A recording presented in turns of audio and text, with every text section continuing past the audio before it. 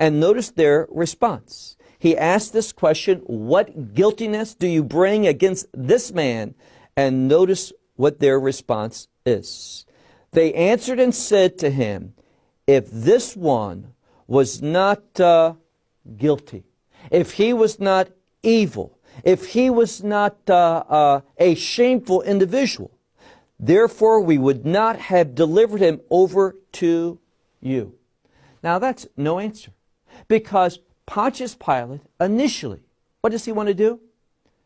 He wants to conduct this trial in a proper way. The Romans, if someone came before a Roman court, they prided themselves on being accurate, about having a due process. And much of the American legal system is based upon old Roman practices. So Pontius Pilate here, he begins in a proper way. You bring a prisoner to me, what's the first thing that someone's going to have to know to sentence him, to judge him, to conduct a trial? What are the charges? What is he accused of? And what answers do the Jewish leadership give? Well, notice something. They are so concerned about not becoming ceremonially impure, but they aren't so concerned about justice being given to a fellow Jew. And all of this is to show us their spiritual character.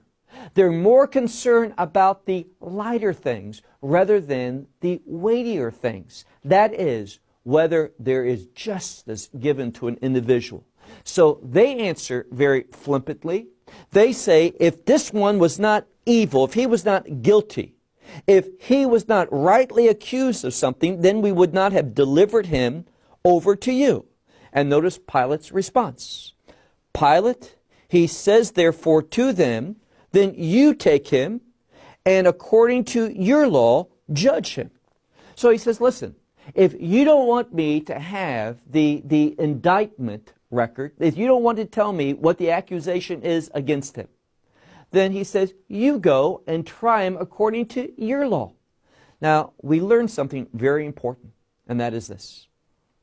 If we're dealing with a Jewish person who is not a Roman citizen, see, a Roman citizen could always, and we see this later on in the book of Acts, where Paul appeals to Caesar.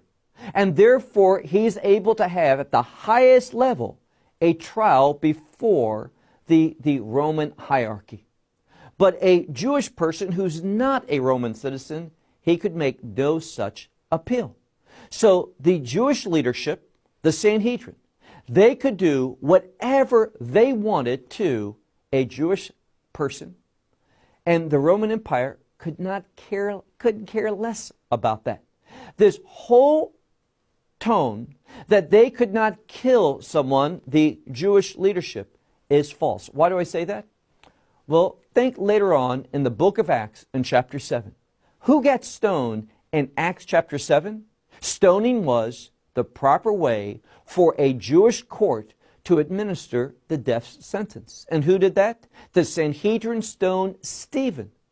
And what was the response of the Roman Empire? Not one thing. They did not care. So they could have easily tried Yeshua and put him to death, but they wanted something else. And what was that? Well, this is a key part of understanding the last day of Yeshua's earthly life before his resurrection. Notice what the scripture reveals to us. Pilate says, you take him and judge him according to your law. But, last part of verse 31, therefore the Judeans, not the Jewish people, but the Judeans, those ones who were part of the Sanhedrin, they said to him, it is not lawful for us to kill someone. And that's not true. Now, Pontius Pilate was not an expert on Jewish law. For them to say, it is not lawful for us to kill someone, is a false statement. And if we look throughout this account, what we see throughout the words of those who reflected the Sanhedrin, they said one lie after another. They did one violation of their protocol after another. And we see something. And it's also a good spiritual principle for us. When we are so concerned about the outward things, our appearance from a religious standpoint, but we're not concerned about the more important things, as the prophet Micah says. I mean, who loves God? Who is a righteous individual? Those who are humble, that is, not thinking of self, and those who extend loving kindness, grace, and those who walk in truth. These individuals weren't doing that. They were only concerned with accomplishing their objectives. That's what became the vital thing for them carrying out what they wanted to do. Now, the question that you should ask is this: why not, if this is what they wanted to do, to see Yeshua put to death, Pontius Pilate? He says, listen, you go and judge him according to your law. Now, something else. Pontius Pilate, later on, and we'll see this, he gives them the authority to put Yeshua to death. But here's the problem. They don't want to crucify him, but they want him to be crucified. And this is the key point. They want him crucified. How do we know that? Well, look once more to this scripture. They say, it is not lawful for us to kill anyone. But they said this in order that the word of Yeshua might be fulfilled, signifying what he said concerning the type of death that he was about to die, that is, crucifixion. Now, Yeshua had told the disciples repeatedly, not just that he was going up to Jerusalem for Passover, not just that he was going to be delivered over to the elders and chief priests and be sentenced to death, but he also said that he was going to be crucified. Now, there's two reasons for that. One has to do with the Torah. If you look sometime at the book of Deuteronomy, it tells us that cursed is the man who is hung on the tree. And why is that so important? Because one who is hung on the tree, he is accursed. And Messiah is going to take the curse of the law. See, when we look at the Torah in the Scripture, the first 5 books of the Bible, we learn something. We learn that the Torah comprises of life and death, both blessing and curse. So Yeshua died.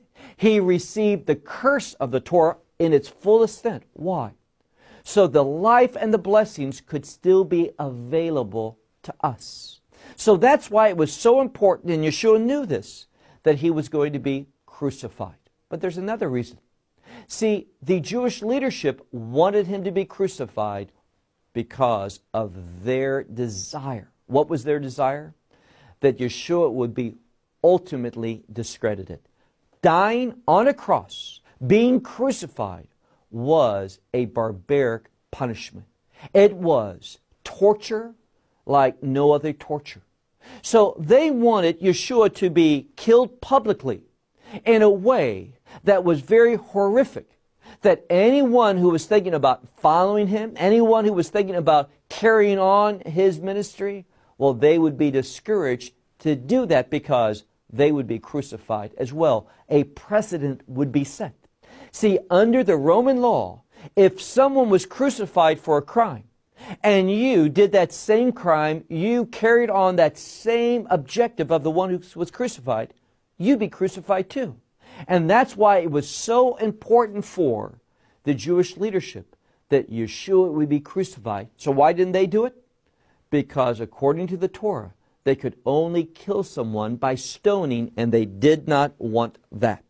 So all of this was to confirm Yeshua's statement as well, where he told the disciples that if you look, for example, at the Gospel of Matthew, he said this 3-4 times, that he was going to be crucified. Look now to verse 32. Therefore, he entered again into the judgment hall. Who's that? Pontius Pilate. And he called Yeshua, and he said to him, "Are you the king of the Jews?" Now, that term, the king of the Jews, has to do, it's a colloquium for Messiah. So it's an important phrase. And up until this time, that concept, king, never was mentioned. in John's Gospel in the trial.